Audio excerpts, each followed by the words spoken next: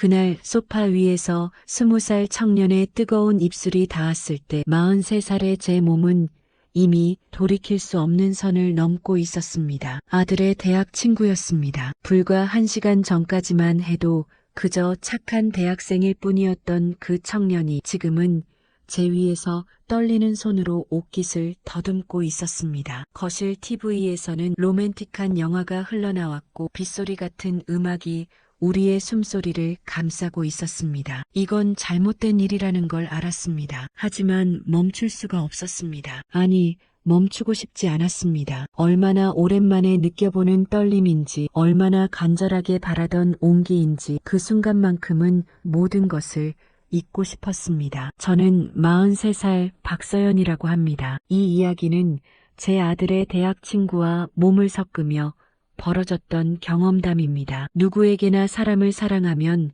벌어지는 둘만의 비밀이 있습니다. 오늘 그 이야기를 솔직하게 풀어놓으려 합니다. 젊은 나이에 이혼하고 홀로 아들 하나를 키우며 살아왔습니다. 전 남편이 주는 양육비만으로는 턱없이 부족했기에 선택한 직업이 시나리오 작가였습니다. 집에서 할 수 있고 시간도 자유로웠기 때문입니다. 유튜브 대본이나 웹소설, 드라마 같은 의뢰가 들어오면 현실감 있게 이야기를 만들어주는 일이었습니다. 특히 요즘 인기 있는 막장 드라마 스타일의 대본이 잘 팔렸습니다. 건당 5만원씩 받으며 한 달에 300만원 정도는 벌었습니다. 물론 넉넉하진 않았지만 우리 둘이 살기엔 괜찮은 수입이었습니다. 그런데 어느 날부터 대본 쓸 소재가 떨어지기 시작했습니다. 막장이라고 해도 현실감이 있어야 조회수가 나오는데 뭔가 자극적이면서도 현실적인 소재가 필요했습니다. 사람들이 진짜 있을 법한 이야기라고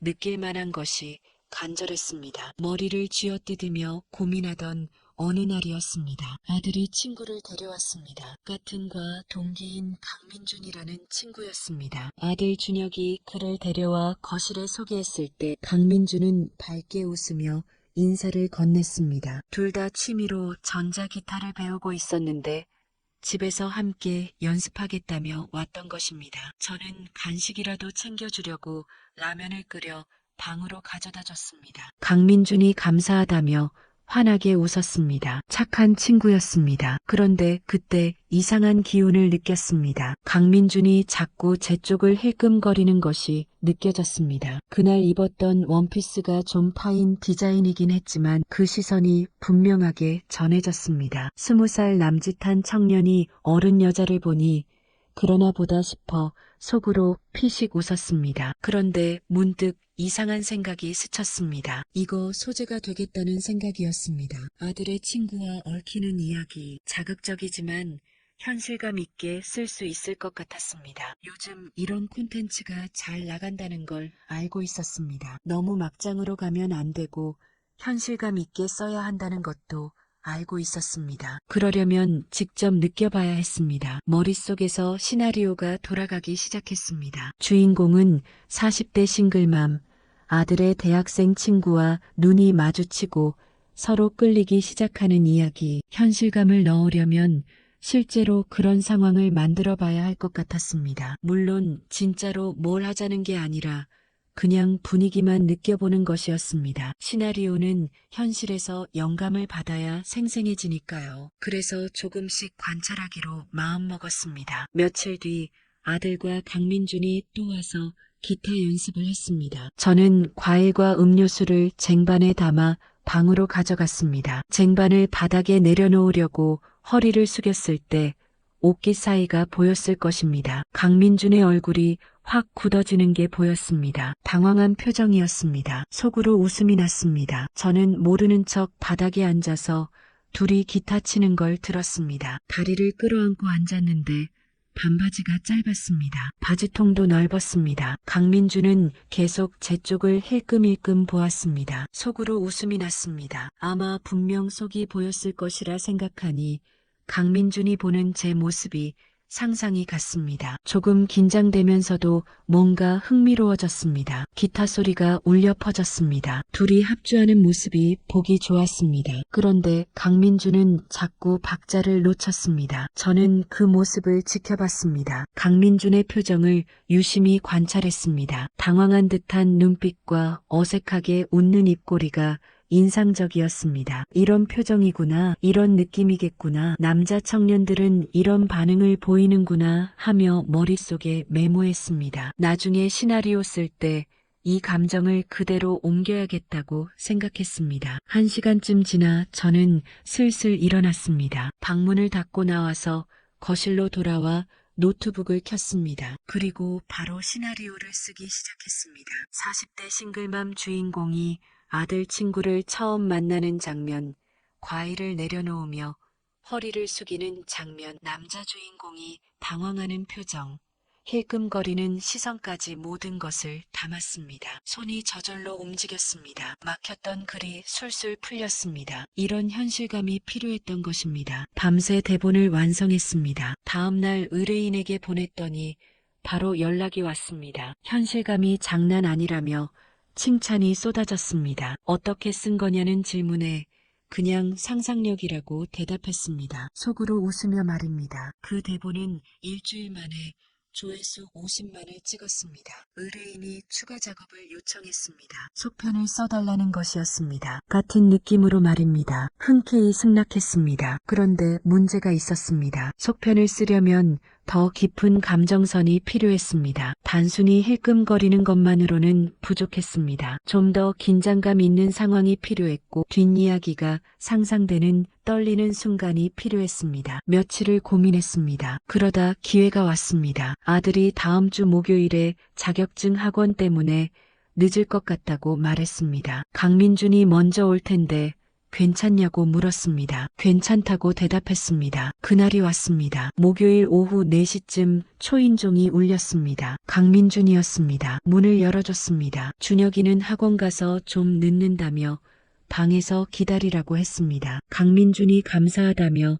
방으로 들어갔습니다. 저는 거실에서 TV를 켰습니다. 평소처럼 드라마를 보고 있었습니다. 10분쯤 지났을 때 강민준이 쭈뼛거리며 방문을 열고 거실로 나왔습니다. 같이 TV 봐도 되냐고 물었습니다. 당연하다며 옆에 앉으라고 했습니다. 강민준이 제 옆자리에 다가와 앉았습니다. TV에선 평범한 드라마가 나오고 있었습니다. 별로 재미가 없어서 채널을 돌렸습니다. 영화 채널에서 위대한 유산이라는 로맨틱한 영화가 나오고 있었습니다. 기네스 펠트로와 에단 호크가 나오는 명작이었습니다. 너무 로맨틱하고 아름다운 영화였습니다. 강민준에게 같이 볼 거냐고 물었습니다. 그가 보겠다고 대답했습니다. 영화가 흘러갔습니다. 주인공들이 재회하는 장면, 오래된 저택에서 만나는 장면, 비 오는 날 키스하는 장면이 이어졌습니다. 화면이 아름다웠고 음악도 감미로웠습니다. 분위기가 점점 무르익어 갔습니다. 슬쩍 옆을 봤습니다. 강민준이 화면을 뚫어지게 보고 있었습니다. 어깨에 힘이 잔뜩 들어가 있었습니다. 주인공들이 포옹하는 장면이 나왔습니다. 달빛 아래에서 서로를 안는 장면이었습니다. 너무 아름다웠습니다. 그 순간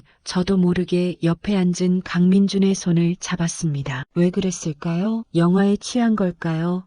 아니면 분위기에 휩쓸린 걸까요? 강민준이 깜짝 놀라 저를 봤습니다. 저도 당황해서 그를 봤습니다. 우리 둘의 시선이 마주쳤습니다. 순간 공기가 달라졌습니다. TV 소리만 들렸습니다. 심장이 뛰기 시작했습니다. 쿵쾅쿵쾅 귀에 들릴 정도로 크게 말입니다. 강민준의 손이 떨리는 게 느껴졌습니다. 제 손도 떨렸습니다. 강민준이 작은 목소리로 제 이름을 불렀습니다. 대답은 했는데 목소리가 잠긴 것 같았습니다. 강민준이 천천히 몸을 돌렸습니다. 저를 정면으로 보더니 갑자기 고백을 했습니다. 사랑하는 것 같다고 말했습니다. 깜짝 놀라 손을 빼려고 했습니다. 무슨 소리냐며 한창 나이에 무슨 아줌마를 좋아하냐고 물었습니다. 그런데 손이 안 떨어졌습니다. 강민준이 꽉 잡고 있었습니다. 진짜라고 계속 생각났다고 지난번에 과일을 갖다 줬을 때부터 계속 생각났다고 말했습니다. 그건 그냥 자주 보니까 그런 거라고 착각이라고 말했습니다. 그러나 강민준의 목소리에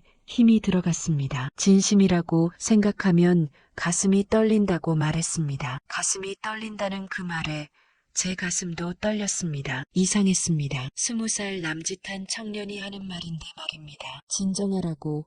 우리는 이러면 안 된다고. 그는 아직 어리고 저는 친구 어머니라고 말했습니다. 상관없다고 강민준이 대답했습니다. 그리고 더 가까이 다가왔습니다. 소파 위에서 우리 사이 거리가 점점 좁혀졌습니다. 안 된다고 머리로는 생각했는데 몸이 움직이질 않았습니다. 강민준이 제 어깨에 손을 올렸습니다. 따뜻했습니다. 떨리면서도 따뜻했습니다. 참을 수가 없다고 강민준이 속삭였습니다. 저도 참을 수가 없었습니다. 이 떨림이 무엇인지, 얼마 만에 느껴보는 두근거림인지, 누군가의 체온을 이렇게 가까이 느껴본 게 얼마만인지 알 수 없었습니다. 강민준이 저를 끌어안았습니다. 정말 꽉 안았습니다. 저도 모르게 그의 등에 손이 갔습니다. 넓은 등, 탄탄한 몸, 젊은 남자의 체온이 느껴졌습니다. 이러면 안 되는데, 정신 차려야 하는데 하면서도 너무 좋았습니다. 이 느낌이 너무 좋았습니다. 말을 꺼내려는데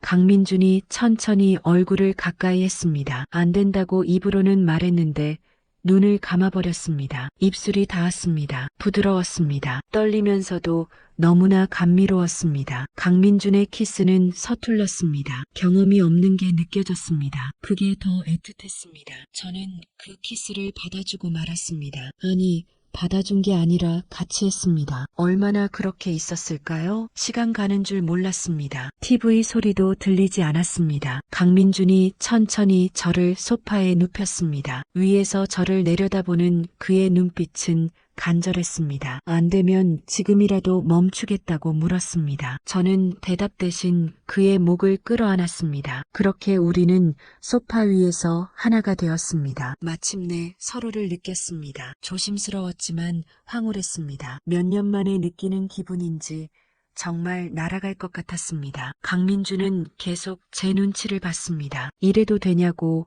아픈데 없냐고 물었습니다. 괜찮다고, 천천히 하라고 그를 다독였습니다. 강민준의 손길이 떨렸습니다. 서툴렀지만 그게 더 진심처럼 느껴졌습니다. 얼마나 지났을까요? 우리는 소파에 나란히 누워 있었습니다. 숨을 고르면서 천장을 보고 있었습니다. 강민준이 조심스럽게 물었습니다. 꿈 아니냐고 말입니다. 꿈이 아니라고 대답했습니다. 강민준이 웃었습니다. 행복해 보였습니다. 저도 웃었습니다. 이상하게 행복했기 때문입니다. 그런데 정신이 돌아오니까 두려워지기 시작했습니다. 우리가 무엇을 한 것인지, 이게 맞는 것인지 혼란스러웠습니다. 몸을 일으켰습니다. 옷을 입으면서 잠깐 얘기 좀 하자고 말했습니다. 강민준도 옷을 입으며 고개를 끄덕였습니다. 아직 경험이 없어서 그런 거니까 오늘은 그냥 비밀로 하자고 말했습니다. 한번 스친 추억으로 간직하는 거라고 그게 편할 것 같다고 말했습니다. 알겠다고 강민준이 대답했습니다. 그런데 만약에 더 좋아지면 어떡하냐고 물었습니다. 또래 여자친구들이 많지 않냐고 예쁘고 몸매 좋은 친구들 말이라고 대답했습니다. 자기는 저를 좋아한다고 강민준이 고집스럽게 말했습니다. 괜찮다고 어쩌다 감정이 그럴 수 있는 거라고 저도 그랬다고 말했습니다. 진짜냐고 저도 자기 생각을 했냐고 강민준이 물었습니다. 솔직히 인정했습니다. 생각했다고 말입니다. 강민준의 얼굴이 환해졌습니다. 그럼 왜 이러냐고 계속 만나면 안 되냐고 물었습니다. 안 된다고 우리는 안 된다고 미래가 있지 않냐고 대답했습니다. 자기는 저랑 계속 이렇게 만나고 싶다고 강민준이 말했습니다. 말하지 말라고 진심이어도 말하지 말라고 했습니다. 그 말이 끝나기도 전에 강민준의 얼굴이 굳어졌습니다. 그래도 괜찮다고 제가 원하시면 어쩔 수 없다고 약속하겠다고 말했습니다. 고맙다며 강민준의 머리를 쓰다듬었습니다. 곧 아들이 올 시간이었습니다. 준혁이가 오니까 방으로 들어가라고 말했습니다. 강민준이 일어나 방으로 갔습니다. 저는 소파에 남아 방금 있었던 일을 생각했습니다. 둘 사이에 벌어진 체온이 아직도 방 안가득 풍기고 있었습니다. 이게 꿈인가 싶었습니다. 진짜 일어난 일인가 싶었습니다. 제 입술이 아직 얼얼했습니다. 20분쯤 지났을 때 초인종이 울렸습니다. 아들이 돌아온 것이었습니다. 평소처럼 대답했습니다. 강민준이 왔냐고 아들이 물었습니다. 방에 있다고 대답했습니다. 아들이 방으로 들어갔습니다. 두 사람의 목소리가 들렸습니다. 평범한 대화였습니다. 아무 일도 없었던 것처럼 말입니다. 부엌으로 가서 찬물을 한 잔 마셨습니다. 손이 떨렸습니다. 정신 차리라고 스스로에게 말했습니다. 내가 지금 무엇을 한 것인지 생각했습니다. 떨림이 잔잔하게 몸에 남아 있었습니다. 이 기분이 싫지 않았습니다. 후회는 안 됐습니다. 오히려 가슴이 두근거렸습니다.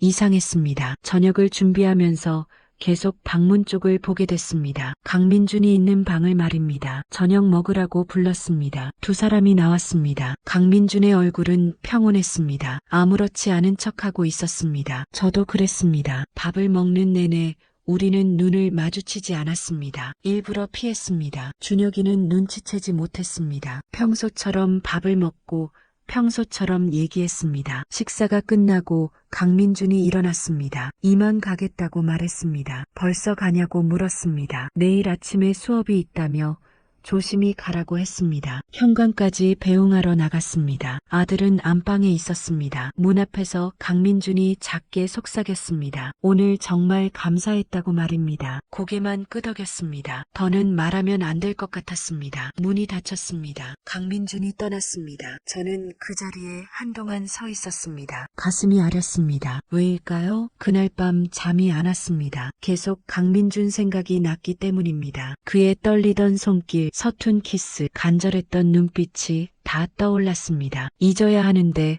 잊어지질 않았습니다. 노트북을 켰습니다. 시나리오를 쓰기 시작했습니다. 오늘 있었던 일을 바탕으로 말입니다. 손이 저절로 움직였습니다. 감정이 생생했기 때문입니다. 떨림이 고스란히 느껴졌습니다. 주인공들이 처음 키스하는 장면, 소파에서 서로를 안는 장면, 이별을 약속하는 장면을 다 썼습니다. 밤새도록 작업했습니다. 해가 떴습니다. 완성된 대본을 보니 눈물이 났습니다. 왜 우는 건지 알 수 없었습니다. 이게 뭐라고 말입니다. 손등으로 눈물을 닦았습니다. 그날부터 며칠이 흘렀습니다. 강민주는 집에 오지 않았습니다. 일주일이 지났고 2주일이 지났습니다. 아들한테 물어봤습니다. 요즘 강민주는 안 오냐고 말입니다. 요즘 바쁘다고, 과제랑 시험 준비한다고 아들이 대답했습니다. 마음 한편이 허전했습니다. 제가 쓴 시나리오는 의뢰인에게 보냈습니다. 반응이 폭발적이었습니다. 대박이라고,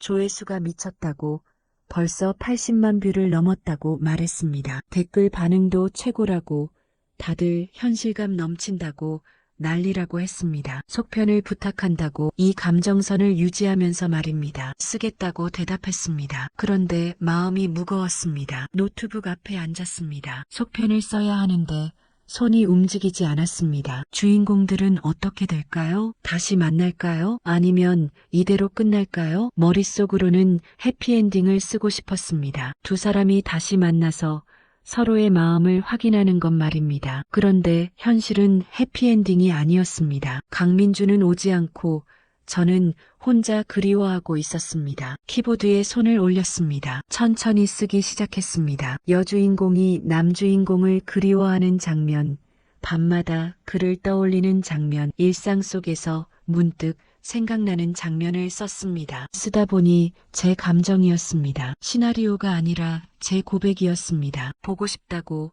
정말 보고 싶다고, 그의 목소리가 듣고 싶다고 썼습니다. 손이 떨렸습니다. 눈물이 글자를 가렸습니다. 이게 무엇인지, 왜 이러는 건지, 한번 스친 인연인데 왜 이렇게 마음이 아픈 건지 알 수 없었습니다. 며칠을 그렇게 보냈습니다. 시나리오 쓰면서 강민준을 떠올리면서 말입니다. 어느 날이었습니다. 아들이 주말에 MT를 간다고 말했습니다. 2박 3일이라고 했습니다. 조심히 다녀오라고 대답했습니다. 아들이 없는 주말 혼자 있게 됐습니다. 토요일 아침 집이 고요해졌습니다. 소파에 앉았습니다. 그날 강민준과 함께 있었던 그 소파에 말입니다. 손으로 만져봤습니다. 여기서 우리가 키스했다고, 여기서 안았다고 생각했습니다. 한숨이 나왔습니다. 그리웠습니다. 정말 보고 싶었습니다. 다시 하고 싶었습니다. 시나리오를 다시 켰습니다. 속편을 완성해야 했기 때문입니다. 여주인공이 남주인공을 잊지 못해 그의 번호로 메시지를 보내려다 지우고 전화를 걸려다 끊는 장면을 썼습니다. 딱 제 모습이었습니다. 실제로 해볼까 싶었습니다. 강민준한테 연락해볼까 싶었습니다. 안 된다고 스스로 말했습니다. 제가 먼저 끝내자고 했다고, 추억으로 남기자고 했다고 말입니다. 그런데 너무 보고 싶었습니다. 어떻게 하면 좋을까요? 노트북을 덮었습니다. 더 이상 못 쓰겠었습니다. 부엌에 가서 커피를 내렸습니다. 손이 떨려서 컵을 떨어뜨릴 뻔했습니다. 거실로 돌아왔습니다. 창밖을 봤습니다. 날씨가 좋았습니다. 문득 그때 강민준이 했던 말이 생각났습니다. 계속 이렇게 만나고 싶다던 그 말이 말입니다. 우리한테 미래가 있을까요? 20살 대학생이랑 40 넘은 여자랑 말도 안 되는 소리였습니다. 현실은 드라마가 아니었습니다. 그렇게 스스로를 타일렀습니다. 저녁이 됐습니다. 혼자 밥을 먹으려니 입맛이 없었습니다. 그때였습니다. 초인종이 울렸습니다. 누구일까 싶었습니다. 택배인가 싶었습니다. 문을 열었습니다. 그리고 멈춰섰습니다. 강민준이 서 있었습니다. 현관 앞에 떨리는 눈으로 말입니다. 제 이름을 작게 불렀습니다. 제 목소리도 떨렸습니다. 들어와도 되냐고 물었습니다. 들어오라고 대답했습니다. 강민준이 들어왔습니다. 문을 닫았습니다. 거실에 서서 우리는 서로를 봤습니다. 얼마나 지났을까요? 못 잊겠다고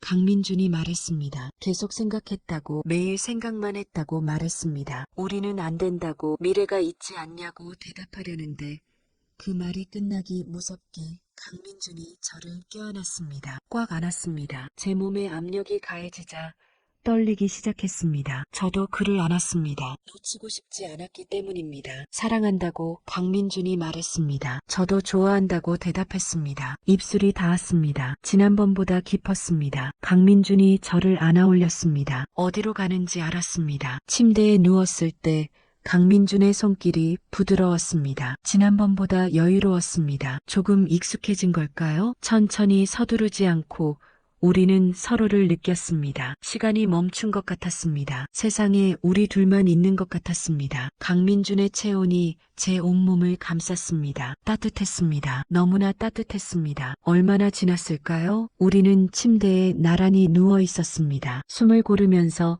천장을 보았습니다. 강민준이 제 손을 잡았습니다. 꽉 잡았습니다. 놓치고 싶지 않다는 듯이 말입니다. 저도 그의 손을 꽉 잡았습니다. 이게 사랑일까요? 43살의 제가 20살 청년과 나누는 이 감정이 사랑일까요? 잘 모르겠습니다. 다만 확실한 건 이 순간이 너무 행복하다는 것입니다. 그리고 이 행복이 얼마나 갈지 모르지만 지금 이 순간만큼은 모든 것을 잊고 싶다는 것입니다. 강민준이 저를 보며 웃었습니다. 행복해 보였습니다. 저도 웃었습니다. 오랜만에 느껴보는 진짜 웃음이었습니다. 창밖으로 저녁 햇살이 들어왔습니다. 따뜻한 빛이 우리를 감쌌습니다. 이 순간이 영원하길 바랐습니다. 시간이 멈춰주길 바랐습니다. 하지만 현실은 그렇지 않다는 걸 알고 있습니다. 이 사랑이 어디로 향할지, 우리에게 미래가 있을지 알 수 없습니다. 다만 지금 이 순간 강민준의 손을 잡고 있는 이 순간만은 진짜입니다. 그것만으로도 충분했습니다. 밤이 깊어갔습니다. 우리는